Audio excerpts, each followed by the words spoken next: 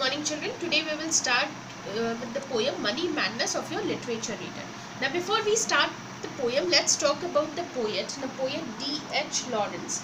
Now D.H. Lawrence was a major 20th century English writer.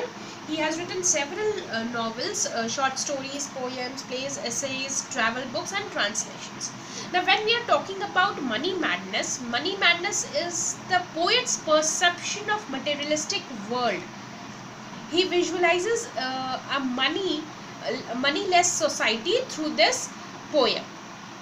Now actually it is an evaluation of madness for money in modern times. It was written way back, but still this poem is relevant in this century also. So let's start with the poem. Money is our madness, our vast collective madness. Now when we are talking about money is a madness, our vast collective madness. Now vast collective madness means every one of us.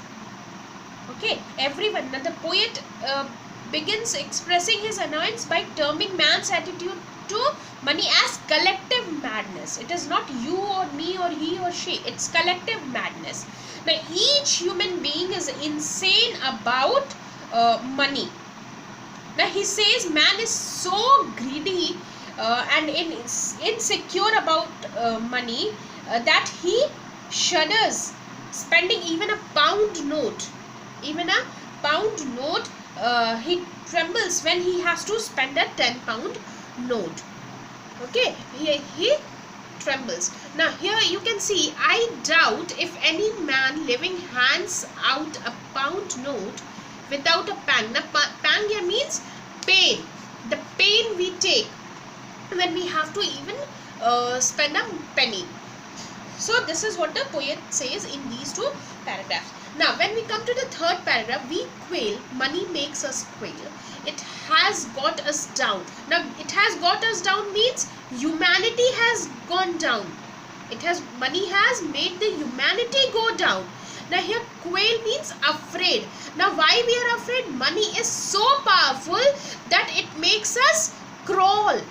It makes us crawl. We grovel. It makes us crawl before it in strange terror, and no wonder, for money has a fearful cruel power among men. So in the third stanza, Lawrence gives us an example of this madness when he describes with deliberate it's hyperbole the physical pain that he imagines people must feel when they have to part with even a pound note. He describes money as a cruel, oppressive master before which we grovel in strange terror. We grovel in. Okay, we start crawling. So money is our master. Money has become our master. Now in the fourth stanza, but it is not money we are so terrified of. It is the collective money madness of mankind. For mankind says with one voice, how much is he worth? Has he no money? Then let him eat dirt, go cold. Now by dirt, eat dirt. By dirt the poet means that the man has no money. If the man has no money, will be dishonored. He will be dishonored. It is a kind of curse or insult that the person has to repeatedly face because of lack of money. Okay, eating dirt means it is a kind of dishonor we are giving. So in the fourth stanza and fifth stanza, what does the poet highlights? The poet highlights a much more insidious consequence of our collective money madness. What is the consequence? Namely the fact that we value a person's worth according to the amount of money he or she does or does not have. If he or she has money, he is the best person. If not, then he is the worst person. If somebody does not have any money, then we tend to consider them worthless. They are of no use. So we let that person eat dirt and go cold. So this appears to be demonstrably true if we consider common attitude towards homeless people. But unfortunately, many people look down upon or are otherwise scornful or homeless nowadays people simply because they do not have money or material possessions that we associate with normality and respectability.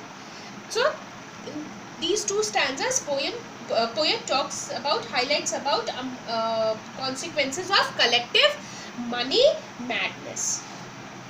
So the poet goes on to claim that there is something even more powerful that is at work in this whole race for money. It is the kind of social status and sanction that we as a society, we person as a society offer to people with money and people without it. So what happened? Money has become a single biggest marker and signifier of worth and importance in society. So when we evaluate a person today, we hardly notice his or her values and characteristics. We only judge his material possessions and wealth. Okay. So now, I shall have to eat the dirt. I shall have to eat dirt. If I have no money, it is that I am frightened of, and that fear can become a delirium. And delirium, it is a disease, a mental disturbance where the person is not able to think or speak clearly.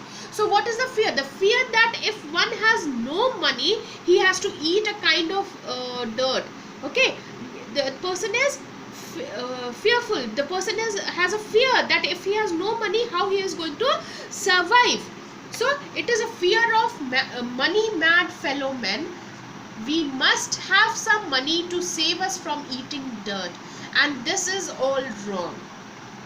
Okay, now in the next, bread should be free, shelter should be free, fire should be free. Now what the poet says? The poet says the bread, shelter and fire should be free. Now why he is saying? Because he wants basic amenities of life to be free, so that each and every person gets the basic amenities of life. He doesn't have to look upon other, he doesn't have to depend. If he has no money, then also the person can survive with honor and respect. So to all and nobody, all and anybody all over the world. Okay. So if he suffers from deprivation and poverty, then he is condemned as weak, unfit and liable to suffer. He has to struggle, scrap and suffer pains just because he is poor. Even his death becomes insignificant because he lived a life of poor man. So people may spend enough to buy him some food, but only enough to survive and suffer more. So the insane worship of money is becoming a form of delirium that we as species are suffering with. The poet describes such apathy that people have for the poor. Now, next, we must regain our sanity about money before we start killing one another about it. It's one thing or the other. Now, regain sanity. To regain our sanity means to rediscover our distinctness of current situation. It implies that we should stop running after money. Our morality, our humanity should live.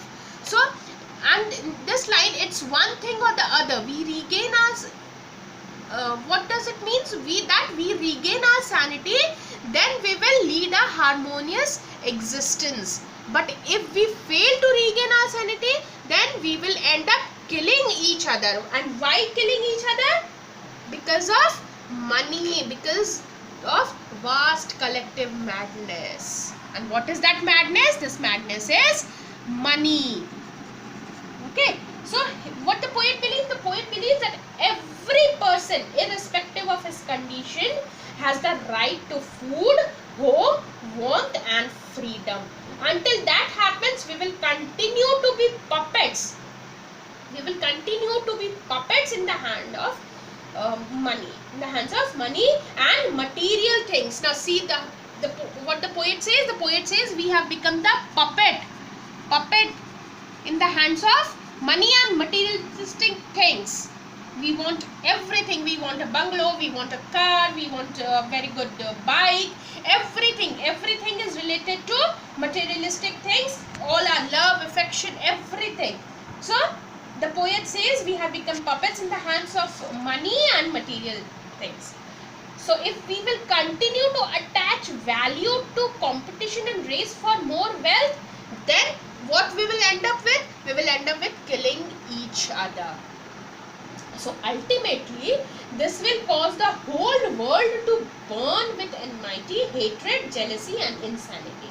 And if it will continue to cause more human suffering and deaths, we have to choose either human survival or eventual ruin. So this is what the poet says. We should stop running after money and we should regain our sanity and humanity, moral values. Let the moral values and humanity survive instead of running and being a mere puppet in the hands of money. We should try to help each other. Money is important, okay, but that much only where we can fulfill our basic amenities of life. We should not run after money, leaving all the morality and humanity behind. So that's all, children. Hope all of you would have understand and try to inculcate in your daily life the morality and humanity in yourself. Thank you, children. Have a great day.